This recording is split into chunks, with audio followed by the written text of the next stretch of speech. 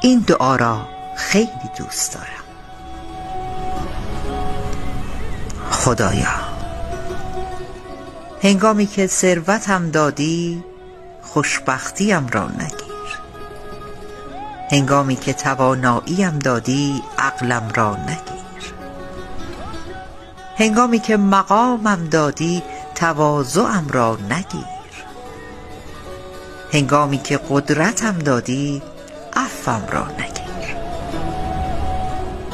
هنگامی که تندرستیم دادی ایمانم را نگیر،